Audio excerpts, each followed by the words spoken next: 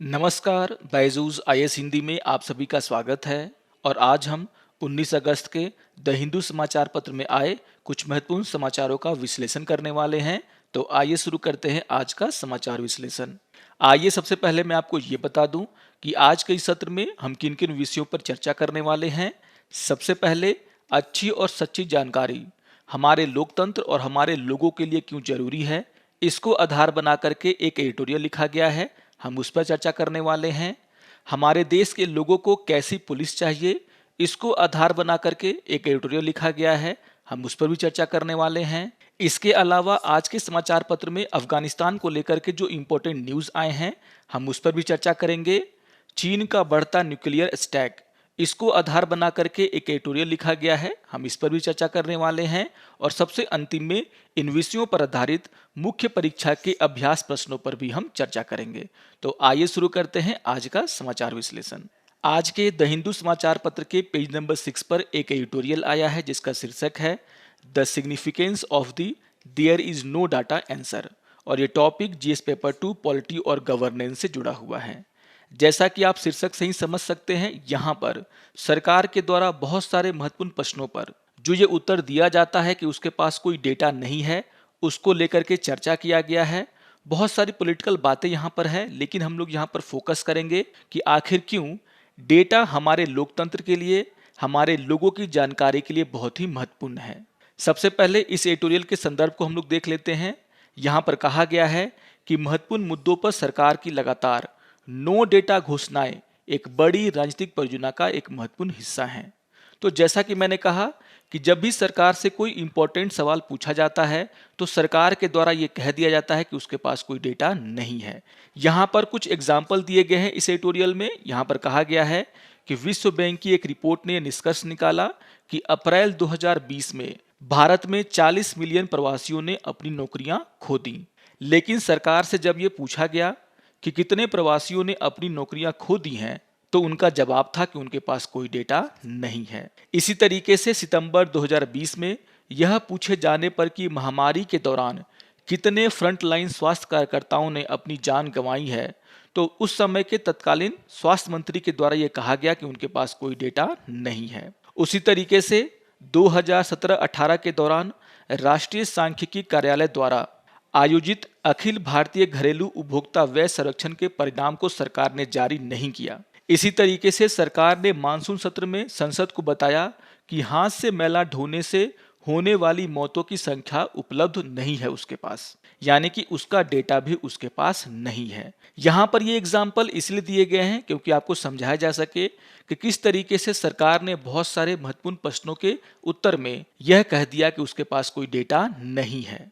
और इसी को देखते हुए इस एडिटोरियल में इस बात की आलोचना की गई है। जैसा कि मैंने कहा कि एडिटोरियल में बहुत सारी पॉलिटिकल बातें हैं, लेकिन हम यहाँ पर पूरा का पूरा फोकस इस पर रखेंगे कि क्यों डेटा हमारे लोकतंत्र और हमारे लोगों की जानकारी के लिए बहुत ही जरूरी है। इस एडिटोरियल में ये बताने का प्रयास किया गया है कि अगर लोगों के पास डेटा होगा, लोगों के पास जानकारी होगी, तो उसके आधार पर सरकार ने क्या अच्छे काम किए हैं और कहां उसे और अच्छा काम करने की जरूरत है, इस बात का पता चलता है। सरकार को भी इस बात का पता चलता है कि किस किस क्षेत्र में उसे काम करने हैं। आप सभी जानते हैं कि सूचना शक्ति है और सूचना का अभाव शक्ति का अभाव है। और अभी के टाइम में सरकार और नागरिकों के बीच सूचना में एक विशाल अंतर है। यहाँ पर कहा गया है कि किस तरीके से अच्छी और सच्ची जानकारी लोकतंत्र की गुणवत्ता का आधार होता है, और इसीलिए सरकार को किसी भी तरह का डेटा को छुपाने का जरूरत नहीं है। यहाँ पर सबसे अंतिम में ये बताने का प्रयास किया गया है किस तरीके से अगर डेटा की जानकारी नागरिकों को नहीं होती तो उन्हें ये नहीं पता होता कि उनकी देश की क्या समस्याएं हैं और किस तरीके से इस समस्या को दूर करना है। और इसीलिए इस बात को यहाँ पर जोर दे करके कहा गया है कि सरकार के द्वारा अपने नागरिकों को सही जानकारी देना चाहिए। सूचना को छुपाने से सरकार एक तरीके से लोकतंत्र को कमजोर कर रहा है। तो जब भी आप इस एडिटोरियल को पढ़ेंगे तो इसमें जो मूल भावना है उसको समझने का प्रयास करेंगे। आइए एक और एडिटोरियल पर चर्चा कर लेते हैं। आज के पेपर के पेज नंबर 7 पर एक एडिटोरियल आया जिसका शीर्षक है द पुलिस वी नीड, और ये टॉपिक जीएस पेपर 2 पॉलिटी और गवर्नेंस से जुड़ा हुआ है। इस एडिटोरियल में ये बताने का प्रयास किया गया है कि भारत को एक ऐसे पुलिस बल की आवश्यकता है जो उत्तरदायी और सम्मानित हो, ना कि डरने वाली, जैसा कि आज है। और इसी को लेकर के इस एडिटोरियल में चर्चा की गई है। यहाँ पर शुरुआत में ये बताने का प्रयास किया गया है कि किस तरीके से हरियाणा की रंजीता शर्मा ने हाल ही में राष्ट्रीय पुलिस अकादमी के पासिंग आउट परेड की कमान संभालने का सम्मान हासिल किया।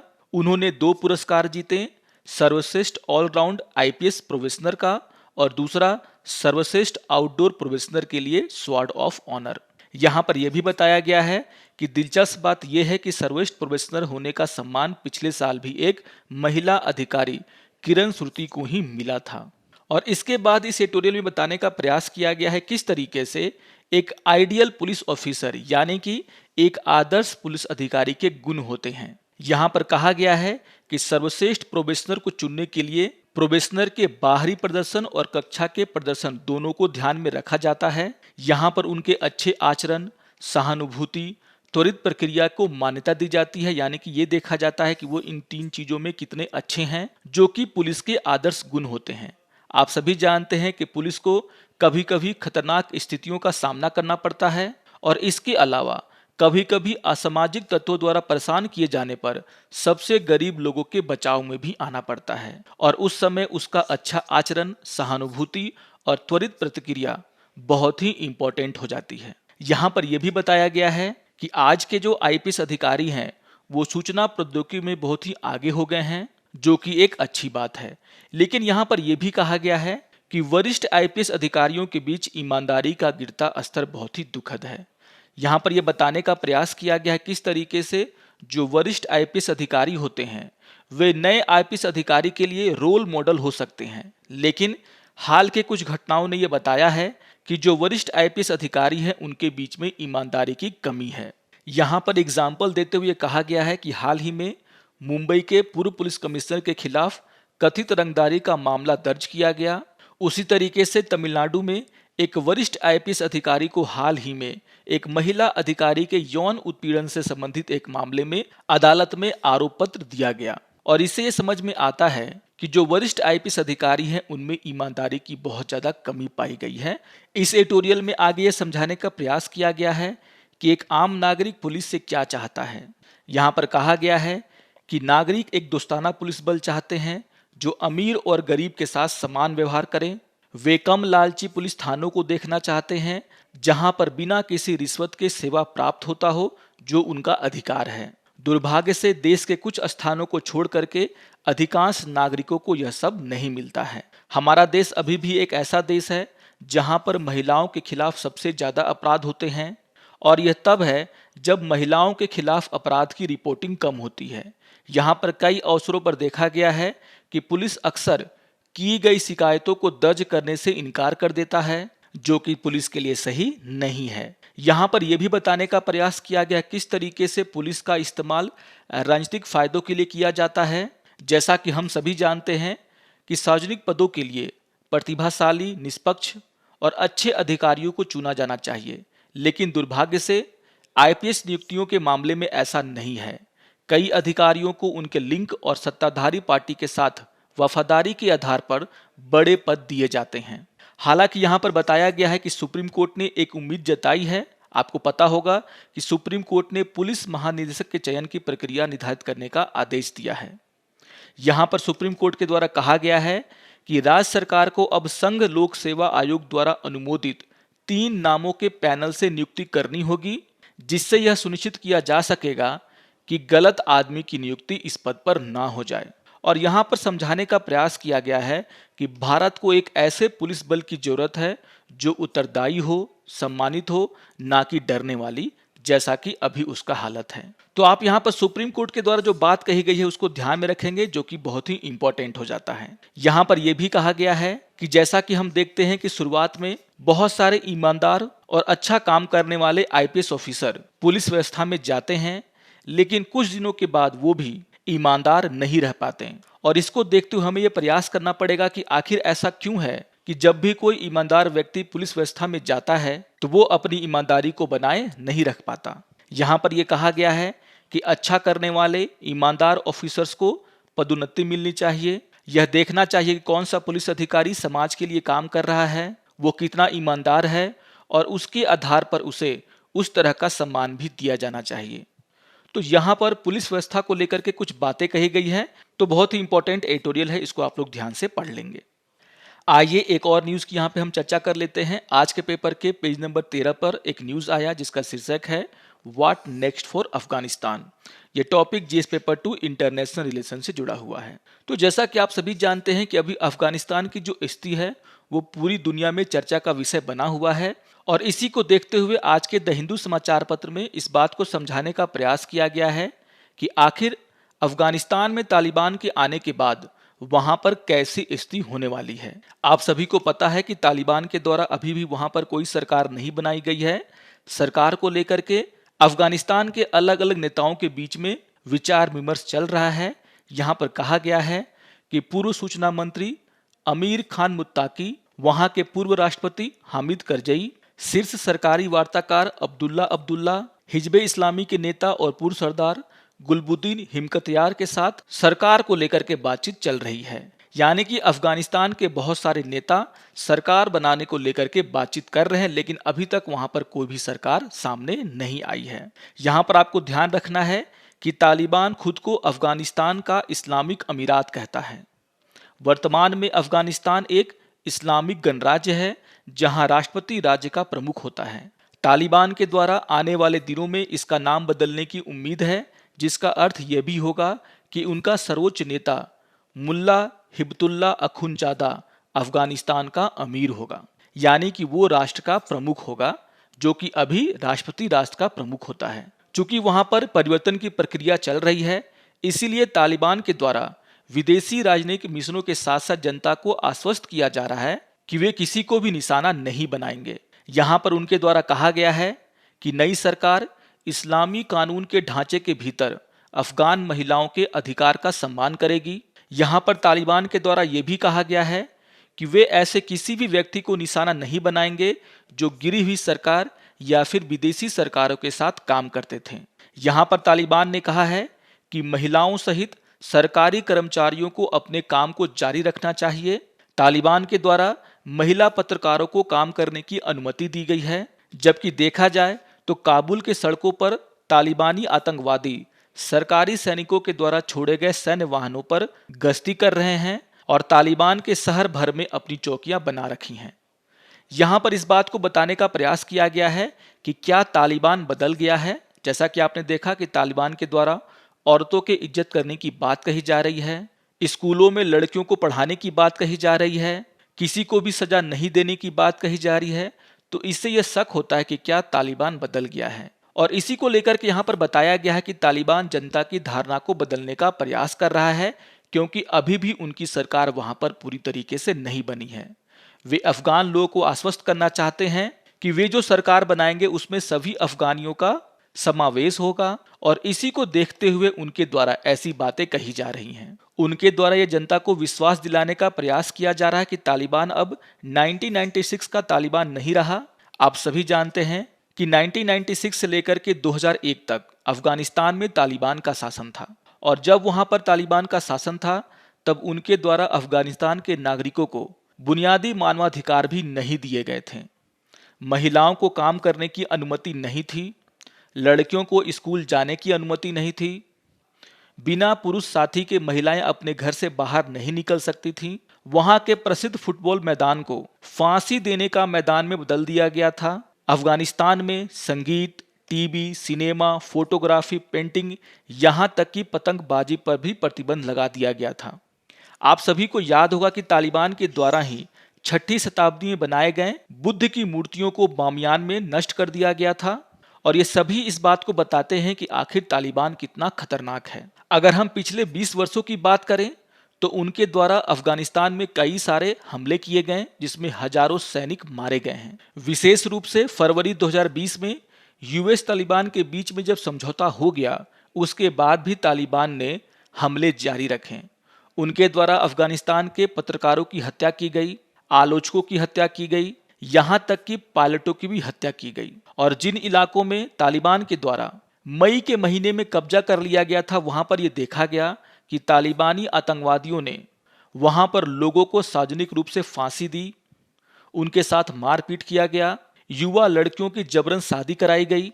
और यहाँ पर काबुल में कई निवासियों का ये कहना है कि अभी भी तालिबान वहां पर घर घर जाकर के तलाशी ले रहा है और उन लोगों की तलाश कर रहा है जिन्होंने सरकार के साथ काम किया। जबकि कुछ ही दिनों पहले तालिबान ने यह कहा था कि वह उन लोगों से कोई भी बदला नहीं लेगा जो सरकार के लिए काम करते थे। अभी कल ही यानी कि बुधवार को ही जलालाबाद में तालिबान आतंकवादियों ने प्रदर्शनकारियों की भीड़ पर गोलियां चला दी, जिसमें कि कुछ लोगों की मौत हो गई है, जिससे पता चलता है कि तालिबानी आतंकवादी अभी भी नहीं बदले हैं और उन्होंने उनके खिलाफ होने वाले प्रदर्शनों को कुचलने के लिए गोलियों का इस्तेमाल किया है। यहाँ पर एक नई चीज तालिबान के द्वारा दिखाई गई है कि तालिबान अन्य देशों के साथ जुड़ने का इच्छुक है, जैसा कि पहले नहीं था। यहाँ पर वह खास करके चीन और रूस के साथ अपने संबंध बढ़ाना चाहता है। पाकिस्तान ने तो पहले ही तालिबान को स्वीकार कर लिया है। तो इस न्यूज में इन सभी बातों की चर्चा की गई है। यहाँ पर यह भी बताने का प्रयास किया गया है कि क्या अभी कोई तालिबान का प्रतिरोध कर रहा है। आप सभी जानते होंगे कि 1996 में जब तालिबान ने सत्ता वहां पर संभाली थी तो वहां के राष्ट्रपति बहरुद्दीन रब्बानी और अहमद शाह मसूद पंजशीर चले गए थे। आप सभी को पता होगा कि पंजशीर घाटी एक ऐसी घाटी थी जिसे तालिबान कभी जीत नहीं पाया। 1996 से 2001 तक के शासन में भी और अभी भी तालिबान के द्वारा पंजशीर घाटी को नहीं जीता गया है। लेकिन अगर हम अभी की बात करें तो तालिबान इस बार ज्यादा ताकतवर है। उसने आसानी से सरकारी सैनिकों को हरा दिया और बिना कुछ खून बहाए काबुल पर कब्जा कर लिया। अगर हम तालिबान के प्रतिरोध की बात करें तो वहां पर एक ही अधिकारी के द्वारा अभी तक तालिबान का खुलकर विरोध किया गया है और वो है वहां के पूर्व उपराष्ट्रपति अमरुल्लाह सालेह।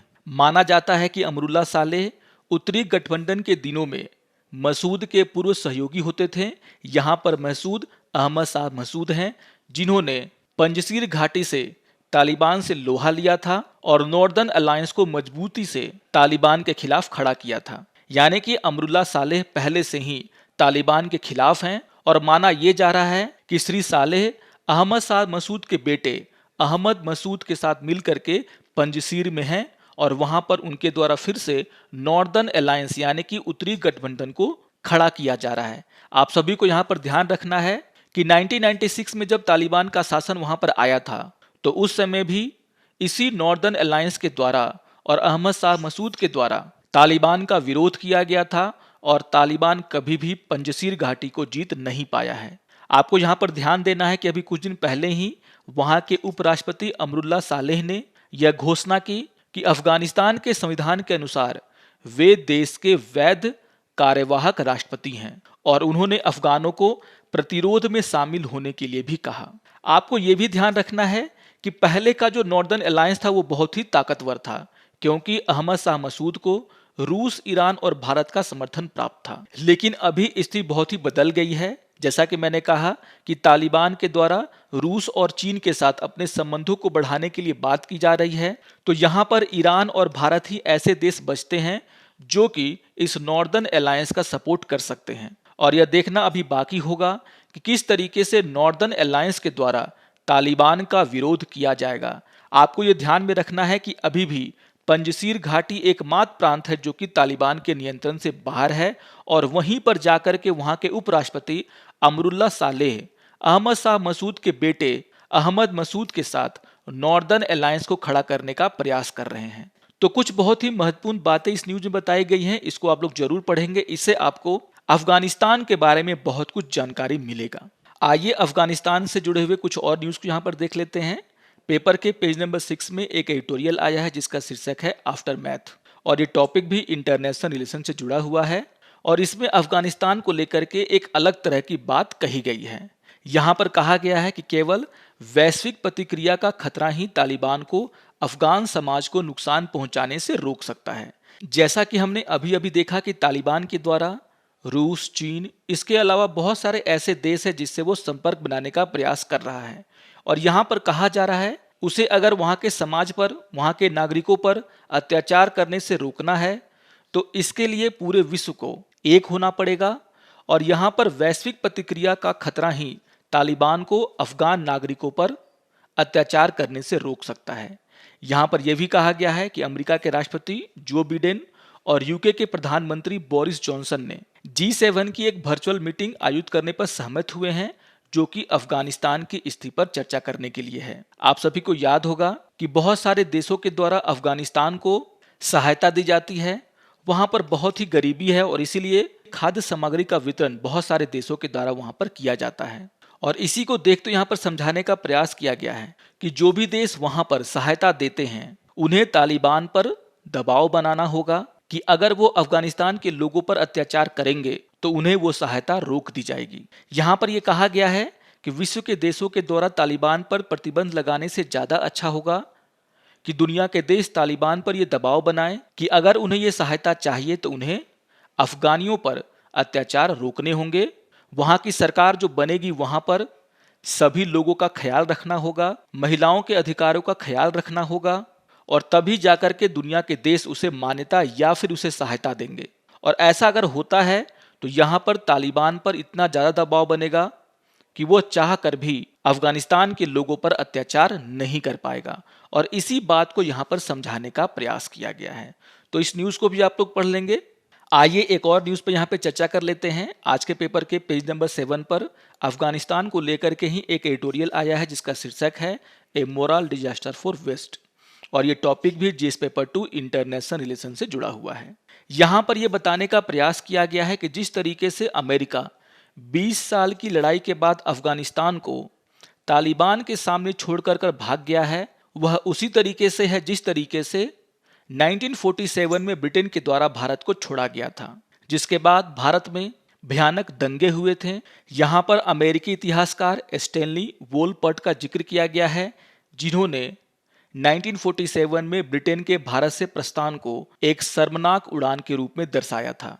आप सभी जानते हैं कि ब्रिटिश सरकार के द्वारा भारत छोड़े जाने की घटना को सत्ता के हस्तांतरण के रूप में प्रस्तुत किया गया था, जो कि उस समय धार्मिक आधार पर एक उपमहाद्वीप के विभाजन और उसके बाद हुए भयानक नरसंहार को दूर करता है, उसे छुपाता है। यहाँ पर यह कहा गया कि जिस तरीके से सेकेंड वर्ल्ड वॉर के बाद अमेरिका का उदय हुआ और उसके बाद अमेरिका ने साम्यवाद को रोकने के लिए दुनिया के अनेक देशों पे हमला किया और बहुत सारे देशों में अमेरिका को मुंह की खानी पड़ी, यानी कि हारना पड़ा। यहाँ पर यह भी कहा गया है कि साम्यवाद को रोकने के चक्कर में अमेरिका ने लोकतांत्रिक देश भारत के बजाय तानाशाहों के द्वारा शासित पाकिस्तान को प्राथमिकता दी।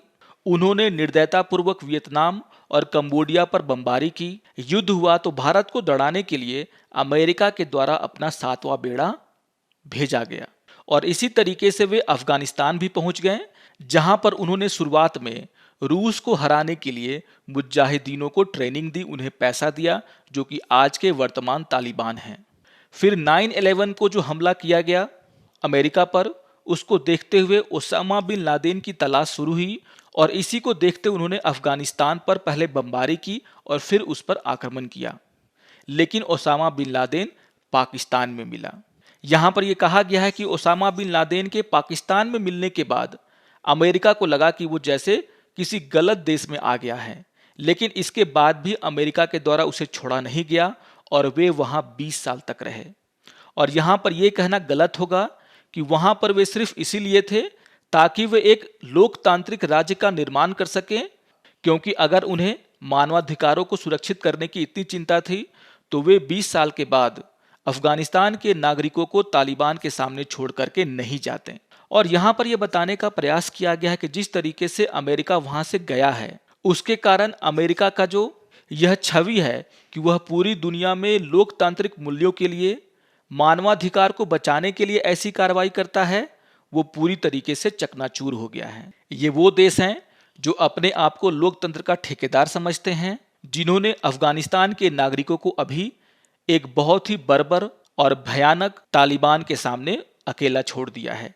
यहाँ पर सबसे अंतिम ये समझाने का प्रयास किया गया है कि भारत ही एक ऐसा अकेला देश है जो कि लोकतांत्रिक मूल्यों और मानवाधिकार को लेकर के अभी भी खड़ा है और भारत को ये चैलेंज स्वीकार करना चाहिए और पूरी दुनिया में लोकतंत्र को मजबूत करने के ऊपर काम करना चाहिए। तो इस एडिटोरियल को आप लोग भी पढ़ लेंगे। यहाँ पर यह समझाने का प्रयास किया गया है किस तरीके से पश्चिमी देश खुद को मानवाधिकार और लोकतंत्र का प्रहरी मानते हैं, लेकिन उनके द्वारा बार बार कुछ ऐसा किया जाता है जिससे उनकी इस भूमिका पर सवाल उठते हैं। आइए एक और न्यूज को देख लेते हैं। यहाँ पर आज के पेपर के पेज नंबर 13 पर एक न्यूज आया, China won't recognise Taliban until government formation. और ये टॉपिक भी जीएस पेपर 2 इंटरनेशनल रिलेशन से जुड़ा हुआ है। तो जैसा कि आपने कुछ दिन पहले सुना होगा कि चीन के द्वारा ये कहा गया है कि वो तालिबान को मान्यता देने के लिए तैयार है, लेकिन यहाँ पर चीन के द्वारा अभी क्लियर किया गया है कि जब तक अफगानिस्तान में एक नई सरकार नहीं बन जाती और जब तक उस सरकार के द्वारा उनके द्वारा किए गए जो वादे हैं उसको पूरा नहीं किया जाता, तब तक चाइना उसे रिकॉग्नाइज यानी कि मान्यता नहीं देगा। यहाँ पर यह कहा गया है कि जो बातें तालिबान कर रहा है, जिसमें उन्होंने कहा है कि वो महिलाओं के अधिकार को नहीं छीनेगा, वह लोगों की हत्या नहीं कराएगा, अफगानिस्तान के जो बाकी लोग हैं उन्हें भी सरकार में जगह देगा, इन सभी को अभी देखना होगा और उसके बाद ही चाइना यह फैसला लेगा कि तालिबान के शासन को वहां पर मान्यता दी जाए या नहीं। आइए एक और एडिटोरियल पे हम यहाँ पे चर्चा कर लेते हैं। आज के पेपर के पेज नंबर 6 पे एक एडिटोरियल आया जिसका शीर्षक है keeping an I on China expanding nuclear stack. और यहाँ पर बात हो रही है कि जिस तरीके से चाइना के द्वारा अपने परमाणु हथियारों का जो जखीरा है उसे बढ़ाने का प्रयास किया जा रहा है, वो भारत के साथ साथ पूरी दुनिया के लिए चिंता का विषय है। यहाँ पर यह कहा गया है कि हो सकता है कि चाइना इस तरह का काम सिर्फ डराने धमकाने के लिए कर रहा हो, लेकिन भारत और पूरी दुनिया को इसको लेकर के आश्वस्त नहीं होना चाहिए। यहाँ पर कहा गया है कि हाल ही में ये सबूत सामने आए हैं जहां पर चाइना के द्वारा देश के अलग अलग हिस्सों में परमाणु मिसाइलों को तैयार किया जा रहा है, यानी कि ये संकेत है कि चाइना के द्वारा अपने परमाणु क्षमता का विस्तार किया जा रहा है। हालांकि आप सभी जानते हैं कि चाइना के पास कितनी परमाणु शक्ति है उसका सटीक अनुमान लगाना आसान नहीं है, लेकिन स्टॉकहोम इंटरनेशनल पीस रिसर्च और फेडरेशन ऑफ अमेरिकन साइंटिस्ट के द्वारा यह कहा गया है कि चीन के पास लगभग 250 से लेकर के 350 तक परमाणु हथियार हैं। लेकिन जिस तरीके से चाइना के द्वारा देश के अलग अलग प्रांतों में परमाणु मिसाइलों को तैनात किया जा रहा है, उससे यह लगता है कि उसके द्वारा बहुत ही तेजी से परमाणु हथियार बनाए जा रहे हैं। यहाँ पर यह भी कहा गया है कि हो सकता है कि चाइना के द्वारा यह सिर्फ दिखावा करने की नीति हो सकती है, क्योंकि अगर उसके द्वारा देश के अलग अलग भागों में अगर परमाणु हथियार तैनात किए जाएंगे तो अगर कोई देश उस पर हमला करना चाहता है तो उसे बहुत बड़े इलाके पर हमला करना होगा, बहुत ज़्यादा मिसाइलों का उपयोग करना होगा, क्योंकि चाइना के द्वारा देश के अलग अलग हिस्सों में परमाणु मिसाइलों को तैनात किया जा रहा है। और इसलिए कहा जा रहा है कि हो सकता है कि अभी चाइना के पास उतने परमाणु हथियार ना हो, लेकिन वो दिखावा करने के लिए ही सही देश के अलग अलग हिस्सों में परमाणु मिसाइलों को तैनात कर रहा है, जिससे दुनिया को लगे कि चाइना के पास बहुत ज़्यादा परमाणु हथियार हैं। यहाँ पर भारत को लेकर के भी चर्चा की गई और कहा गया है कि अभी तक चाइना के द्वारा रूस और अमेरिका के साथ कोई भी परमाणु हथियारों को कम करने को लेकर के बात नहीं हुई है, उनके साथ कोई भी ट्रीटी नहीं हुई है।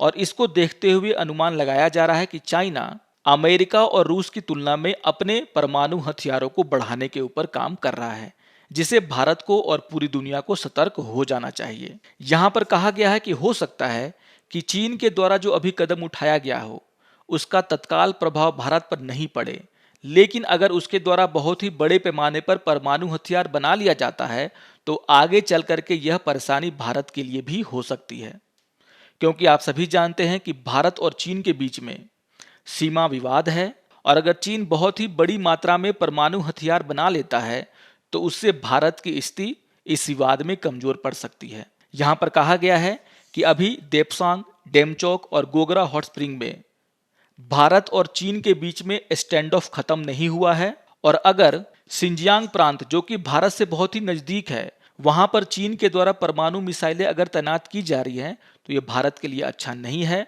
और इसको देखते हुए भारत को भी अपनी रक्षा तैयारियों को बढ़ाने की जरूरत है, नहीं तो चीन के द्वारा दबाव बना करके भारत की बहुत सारी भूमि को हथियाया जा सकता है। आइए अब आज के विषयों पर आधारित मुख्य परीक्षा के अभ्यास प्रश्नों पर चर्चा कर लेते हैं।